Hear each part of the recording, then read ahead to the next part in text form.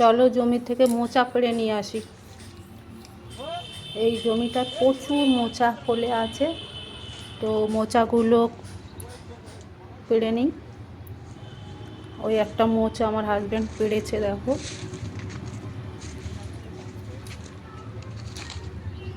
কত মোচা খাবে, একটা পাড়া হলো। ওই দূরে একটা হয়ে আছে, ওটাও পাড়তে হবে। আর মোচাগুলো না পারলেও কলাগুলো তাড়াতাড়ি বাড়বে না, সেই জন্য মোচাগুলো কেটে খাও, ফেলে দাও, যা করো। এত মোচা খাওয়াও যায় না, কত খাবে মোচা।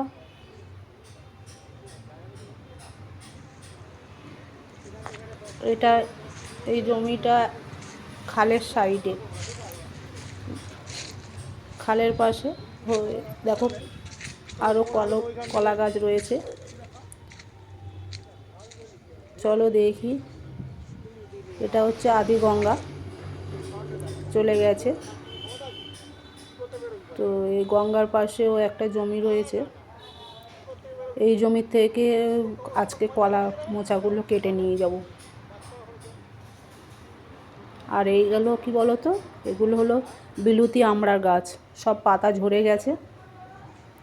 দেখলে মনে হয় গাছগুলো সব মরে গেছে, কিন্তু সবাই বেঁচে আছে, আবার পাতা কুচিয়ে যাবে। এই যে একটা মোচা। চলো মোচাটা খালের জলে না চলে যায়, পেড়ে নিয়ে আসি।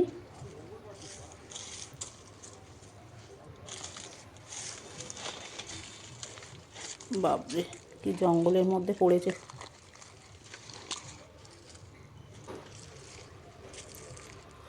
তোমরা কে কে মোচা খেতে ভালোবাসো আমাকে জানিও। আর মোচা যদি খেতে হয় তো চলে এসো।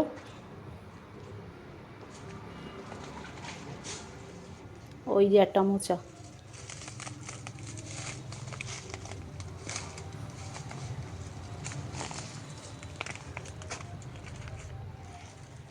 মোচা দিয়ে কি খাবে?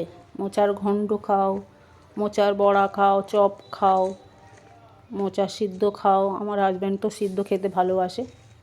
এই দেখো কত মোচা, আমি একটা নিয়েছি ছড়া, আর ও একটা নিয়েছে।